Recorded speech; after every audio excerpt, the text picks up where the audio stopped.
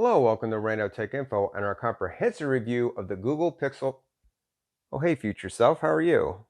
Yeah, hi. A bunch of people have already done really long and exhausting reviews of this phone. Well, I still need to review it. That's fine. Just do something a little more streamlined, something that tells people what they really need to know without wasting their time. Anything else you want to tell me? Yeah, stop buying so much Dogecoin. I was already going to do that. No, you weren't.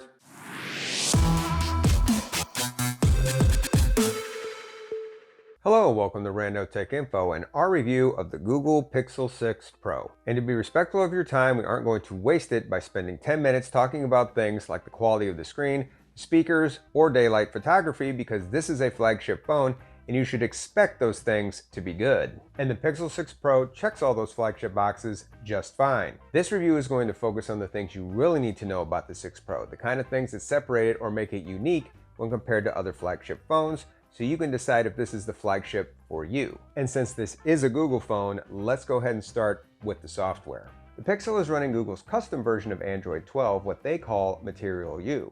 And let's get one thing out of the way right now. This is not stock Android. Material U is basically a skin like Oxygen OS or One UI. Now don't get me wrong, I'm not saying this is a bad thing. In fact, I think it was necessary for Google to create their own skin if they really wanted to differentiate the experience of using a Pixel phone.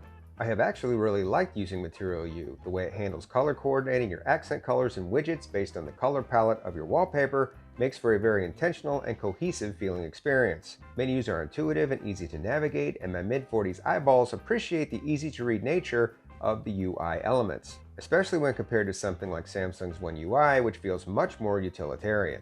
It's honestly a treat to use, and Google has brought some new software additions along for the ride, along with some old favorites. It has an entire suite of phone features, including a call screener that allows you to filter incoming calls, Hold for Me, which allows the Google Assistant to wait for you when you are on hold and notify you when a human is back on the line, and Direct My Call, which can assist in navigating automated menus. The Now Playing feature identifies any song the phone hears and keeps a running list of all those songs so you can find and add them to your playlist of choice later. The phone has onboard speech recognition, so its text-to-speech abilities are fast and smooth and can be used when you are offline. And the phone's superior speech recognition can also be used with Google Live Translate and interpreter modes, which is really cool. It has an easy-to-access suite of exclusive security features, a simple gaming dashboard, finally, and an impressive 3 years of full software support and updates to go along with its 5 years of security updates. There are other features that are unique to the Pixel as well, such as certain camera features that will be covered later in this review. The whole experience feels very integrated and very smooth, and that leads us into the next thing we're going to talk about, performance. Now, normally I wouldn't spend too much time talking about performance on a flagship device because it should be a given that performance is top end. But for the first time in Google's history with their smartphones, the Pixel 6 is using its own Samsung-made custom silicon. So in this case, I think it's worth talking about, and spoiler alert, performance is good. In day-to-day use, the phone doesn't lag, stutter, or hiccup. Apps open quickly, videos stream in high quality, assuming you have a good internet connection, and games play flawlessly.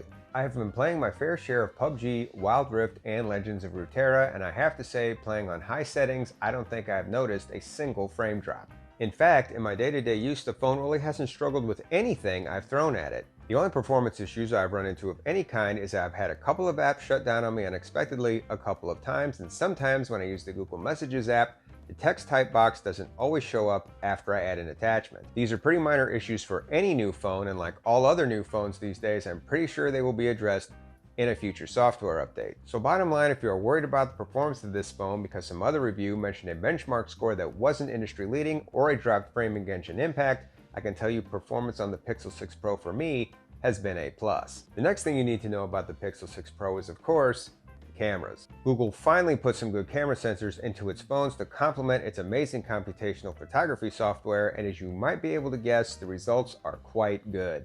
Good light, low light, almost no light, selfies, portraits, and ultrawides, the Pixel 6 Pro has you covered as you would expect. Whether or not you like the pictures that come out of a Pixel 6 better than what come out of an S21 series device or an iPhone will largely depend on your personal preference. If you want an ultra detailed analysis of all these things, I have good news for you because there are dozens of videos you can watch out in the tubes that cover all of this stuff in excruciating detail. In this video, we are only going to focus on the features and benefits that are unique to the Pixel 6 Pro, starting with the zoom.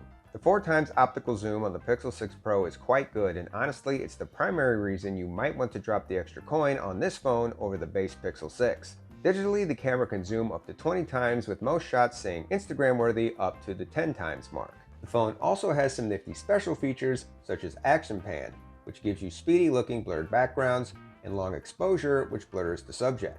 I'm not entirely sure how useful most people will find these features, but they are at least fun to mess around with. There are also some more practical photography features, such as Portrait Light, which allows you to change the direction of your light source in your portrait shots, Face Unblur, which does what the name suggests and can sometimes save what might have been a wasted shot, Top Shot, which is still great for picking the best micro moments from all of your still shots, and the Magic Eraser, which is great for removing the unwanted from your photos in post-production. In fact, I did an entire video comparing the Magic Eraser on the Pixel 6 Pro to the Object Eraser on Samsung's S21 Ultra. So if you are interested in checking that out, I will leave a link to that video down in the description, and if that kind of hard-hitting tech journalism is of more interest to you, you might want to think about subbing to the channel. This is an amazing idea. I love this idea. Video on the Pixel 6 Pro is not quite up to its photography standards, but it is the best on any Pixel so far.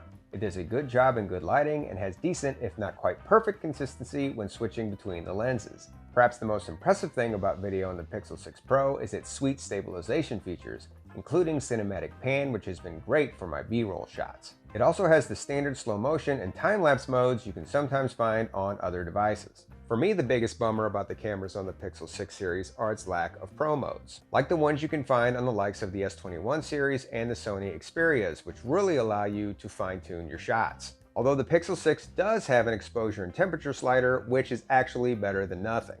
Bottom line, if you are looking for an A+ photography machine and can live with B-grade video, then the Pixel 6 Pro will serve you well. The next thing we need to talk about with this phone is the battery. The battery on the Pixel 6 Pro is a 5,000 mAh behemoth, and most days it gets me to bedtime just fine, sometimes with over 40% charge remaining. Although on days where I used the camera a lot or did a lot of heavy gaming, I did sometimes have to top off in the early evening. Honestly, for me, I would say the battery life is comparable to the S21 Ultra and its 5,000 mAh battery, which at the end of the day, I would give an official grade of good, not great. As for charging, the Pixel 6 Pro is a mixed bag. With the Google 30-watt charge brick, which is sold separately, Google claims the phone can charge 50% in 30 minutes, and that claim is correct, but that is only when charging from 0 to 50%. The phone takes a full hour to get to 83% charge, which isn't terrible, but also isn't great. It's the last 17% that really drags, and this is because the Pixel throttles charging speeds as the battery fills, in order to preserve the phone's long-term battery health, which obviously is not a bad thing. The weird thing is there's an option to turn adaptive charging off, which should speed charging back up, but it doesn't really seem to do much. I actually did an entire video about this feature as well, so like before, if you want to learn more about it,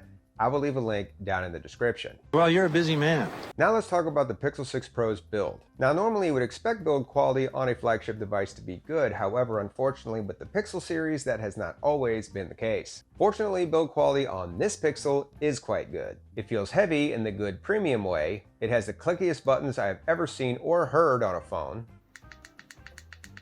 Haptics are the best you will find on any phone that isn't an iPhone. The slightly curved 6.7-inch display is sporting Gorilla Glass Victus, and there are no creaks or flecks to be found. It does have that weird plastic rail on the top, which I assume is there for better signal quality, but I got used to that in short order. The main part of the build actually worth mentioning here is the form factor. Obviously looks are always subjective, and you can argue that they don't really matter since most people will just put a case on the phone anyway, but I have to say I love the looks of this phone. It looks like a cross between my old Nexus 6P and the Pixel 2 XL, and that is a very good thing, and the horizontal camera bar really makes the phone feel unique.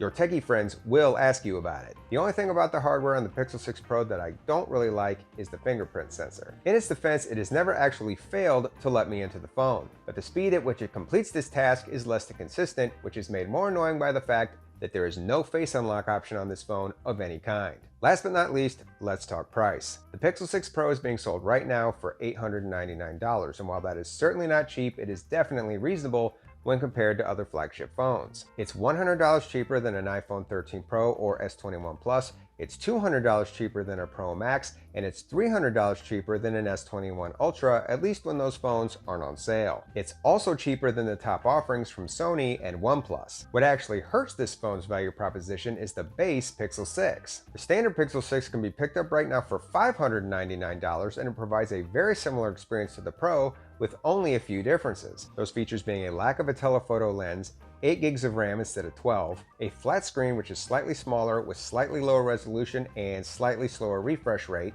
a lower res selfie camera, and a 10% smaller battery. And for a lot of people, those features will not be worth paying an extra $300 for the Pro, which makes the base Pixel 6 the Pixel 6 Pro's biggest competition. Well, that's all the useful information I have for one day, or at least all the useful information I could think to share with you about the Pixel 6 Pro. If there's anything else about this phone that I didn't mention in this video, please feel free to let me know down in the comments, and I will try to get back to you. Overall, I do think this is a really good and impressive offering from Google. I think it's their best effort in the smartphone space yet, and I'm already excited to see the first leaks for the Pixel 7, which I'm expecting any day now. Very funny. As always, I hope you found this video useful. Thanks for watching, and until next time, this is Rando Tech Info, signing out.